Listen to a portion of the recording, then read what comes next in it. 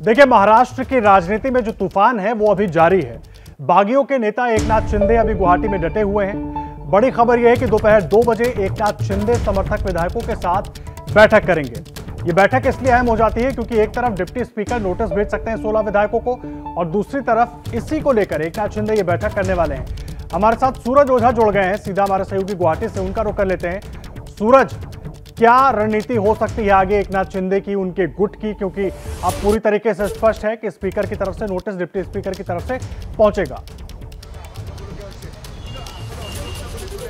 देखिए, शुरुआत तौर से शिंदे कैंप की तरफ से जानकारी काफी छुप कर आ रही थी, सूत्रों के हवाले से आ रही थी। वो अंदर क्या चल रहा है ये जानकारी बड़ी गुप्त रूप से मीडिया तक पहुंचाई जा रही थी। लेकिन आज 2 बजे की मीटिंग में ये डिसाइड किया जाएगा कि उनका ऑफिशियल स्पोक पर्सन कौन होगा जो मीडिया से खुलकर बात करेगा और उनकी क्या रणनीति है इस बारे में जनता तक उनकी बात पहुंचाएगा। इसके अलावा कल खुद एकनाथ शिंदे लीगल टीम से मिलने गए थे, किसी लीगल एक्सपर्ट से मिलने गए थे ताकि वो समझ सके कि आगे जाके लीगल ये लड़ाई कैसे आगे बढ़ानी है, क्योंकि अब ये लड़ाई लीगली होने वाली है। इसकी वजह से ये भी कयास लगाया जा रहा है कि उस 2 बजे की मीटिंग में आखिर क्या कुछ इन्होंने पाया, ये लीगली कैसे आगे जा रहे हैं, इन तमाम चीजों को लेकर भी डिस्कशन किया जाएगा।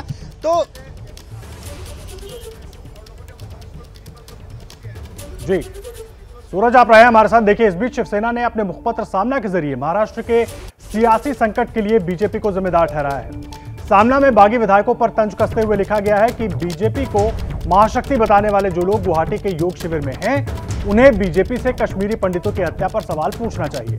इसके साथ ही दावा किया गया है कि गुवाहाटी पहुंचे 7 से 8 विधायक ईडी की कार्रवाई के डर से बीजेपी के साथ खड़े हैं।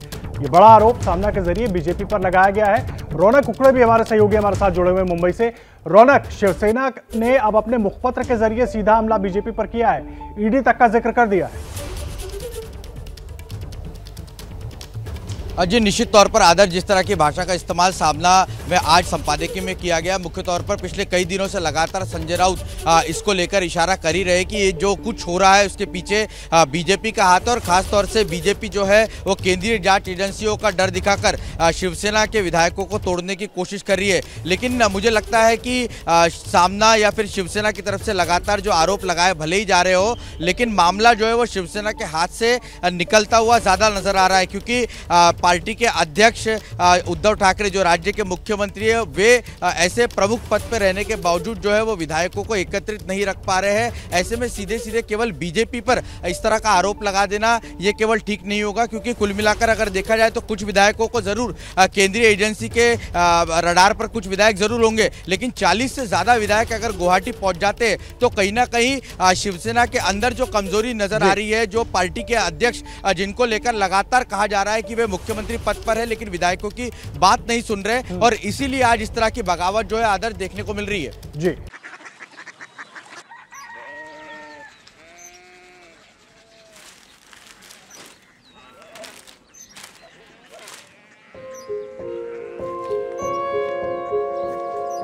बाबा बाबा Korea city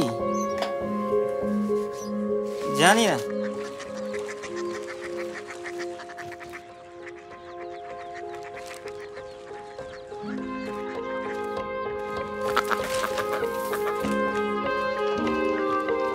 Korea city.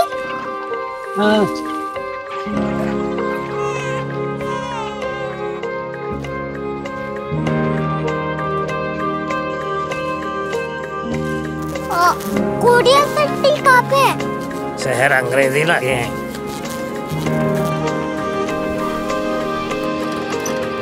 Korea city.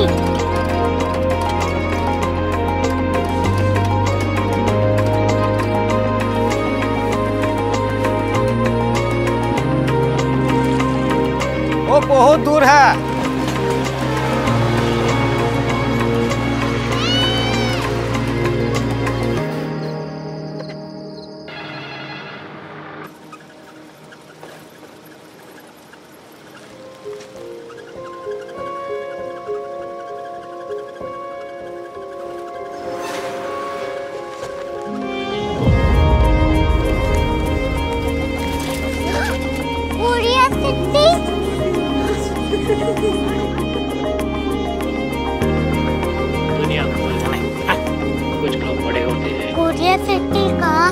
Professor साहब को पता होगा। हो, ये छोटा वाला ग्लोब लगता है। और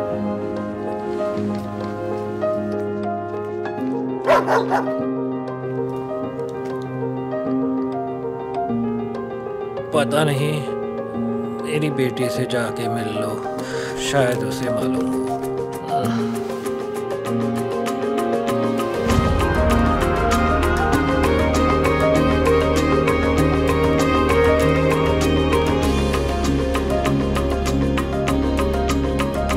हाय, बाबा ने भेजा है। Come here. Korea city. Korea city नहीं, क्यूरियोसिटी। वो क्या? That's what brought you here? जो तुम्हें यहाँ तक ले आया। क्यूरियोसिटी।